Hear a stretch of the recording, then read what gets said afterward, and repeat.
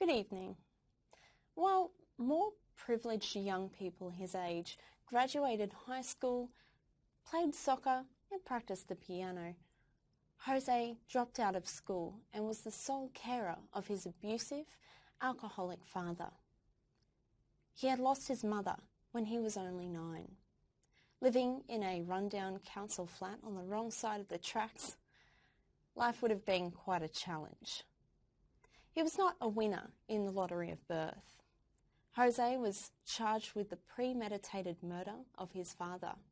Murder in the first degree.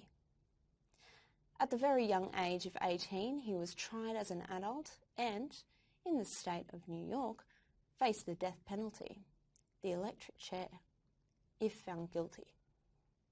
Today, you will hear from a cross-section of guest speakers from the community on ethical issues that influenced Jose's trial.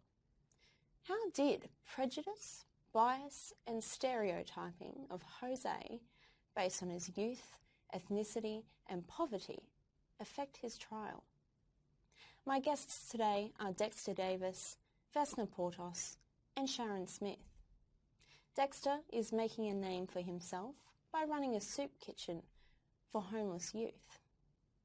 Vesna Portos is a lecturer of criminal justice at the University of Queensland. And Sharon Smith is a mother who runs a family-owned food business. These are their perspectives. Well, I was quite gobsmacked that he got off. I mean, the kid was obviously guilty. He had priors from knife fighting. He'd bought a knife that day. He was heard screaming with his father saying, "I'm going to kill you." I mean, the jury really had this case on a silver platter. They threw it away over technicalities. Tell you what, if I'd been on that jury, I would not have changed my vote.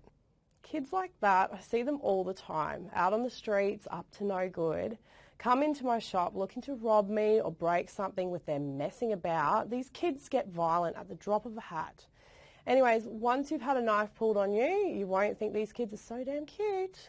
Their parents don't seem to care. They're wandering the streets at all hours. Even in the daytime when they should be at school, they're hanging around the town square. Their hoodies and their headphones. It's just hard to recognise them apart anymore. They all look the same. I'd like to see these young hoodlums who end up in the courts sentenced to military-style boot camps like they do in the States. Bit of hard work would not hurt them. If these kids can't follow the rules and choose to do the wrong thing, then they should pay the price. Prejudice means to make an uninformed judgment about people, often based on negative stereotypes and bias. Basically, it means you think your race is superior. It is hard to fathom a jury being more prejudiced than in Jose's trial.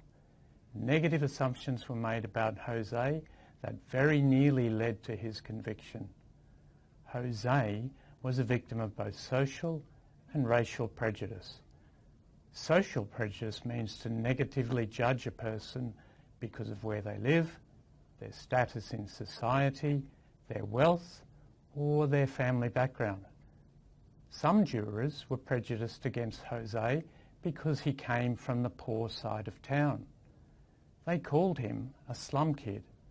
Other jurors were racially prejudiced against Jose because he was Hispanic and did not speak English fluently. They judged him as unintelligent. To be honest, I am very shocked at the level of indifference shown by some of the people on Jose's trial.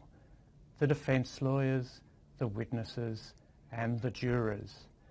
They thought the boy's life was worth nothing and could so easily be stolen from him.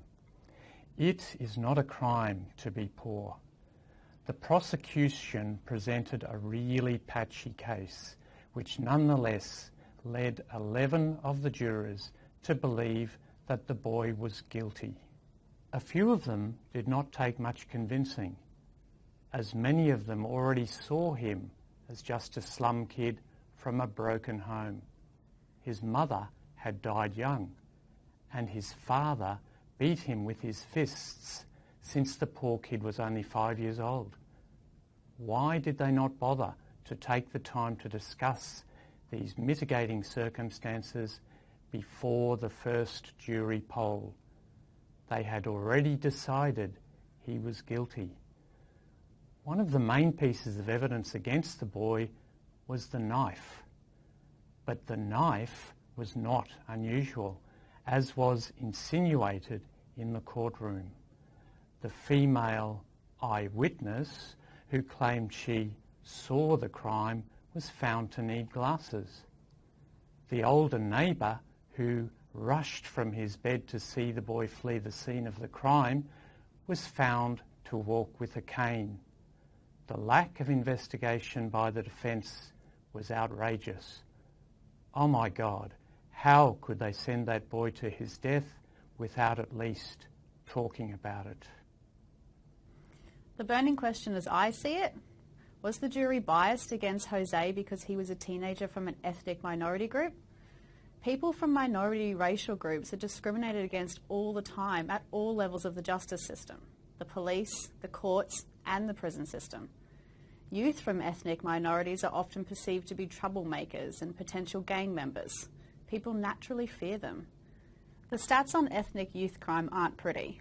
Ethnic minorities are massively overrepresented across the justice system. A number of recent surveys have shown that there are profound racial disparities in the juvenile justice system. Youth from ethnic minority groups are more likely to be searched and apprehended by police.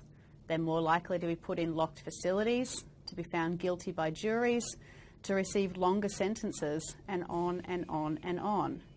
Whereas youth from more privileged backgrounds are often let off with just a warning for the same crimes. Much of the concern about gangs is a misunderstanding of the nature of youth subcultures.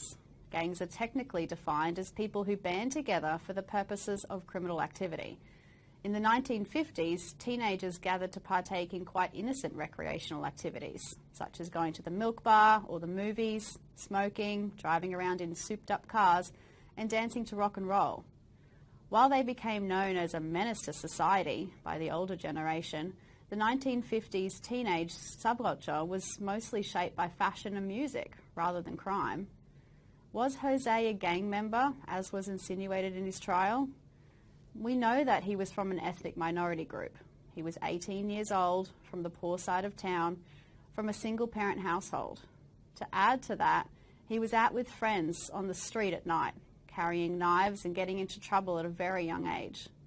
These conditions are typically known as red flags for gang crime. So while there was no hard evidence that Jose was in an ethnic gang, there was no evidence to the contrary.